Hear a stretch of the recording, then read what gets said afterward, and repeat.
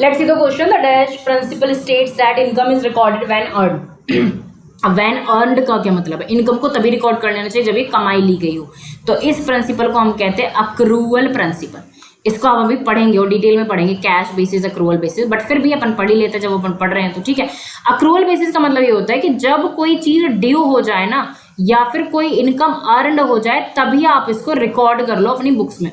जैसे कि 15 मई को मेरे पास पैसे आने थे, कहीं से इनकम आनी थी, लेकिन वो नहीं आई है, वो आई है मेरे पास 20 मई को, यानी 20 मई को। तो मैं जो बुक्स में रिकॉर्ड करूंगी वो मैं रिकॉर्ड करूंगी 15 मई को करूंगी मैं, क्योंकि यहाँ मेरी इनकम अर्न हो गई है, मुझे 15 को मिल जानी चाहिए थी। अर्न का क्या मतलब है, मिल जानी चाहिए थी, लेकिन वो मिली नहीं। यहाँ की तो बाद में देखेंगे, यहाँ तो मैं करूंगी, लेकिन मैं 15 को भी करूंगी।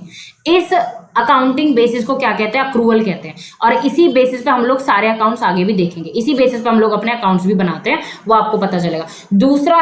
दूसरा है कि मान लिया मुझे 31 मार्च तक अपने एम्प्लॉयज को जो है सैलरी देनी थी, लेकिन मैंने मतलब मेरे 10 एम्प्लॉयज थे, मैंने 8 की दे दी, मैंने 2 की नहीं दी।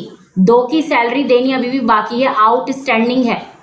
क्या है, आउटस्टैंडिंग का मतलब देनी बाकी है, लेकिन वो ड्यू कब हो गई थी, 31 मार्च को ही ड्यू हो गई थी, यानी इस दिन मुझे दे देनी चाहिए थी। ड्यू का मतलब इस दिन मुझे दे देनी चाहिए थी, लेकिन मैंने नहीं दी। तो मैं 31 मार्च को इन 2 की सैलरी का भी रिकॉर्ड करूंगी। वो कैसे करूंगी वो हम आगे सीखेंगे, बट ये कहता है कि हमें अक्रूवल प्रिंसिपल ये कहता है कि इनकम को या एक्सपेंस को हमें तभी रिकॉर्ड करना चाहिए जब वो ड्यू हो जाए या अर्न हो जाए, ठीक है। So I hope this is the proper explanation to this question.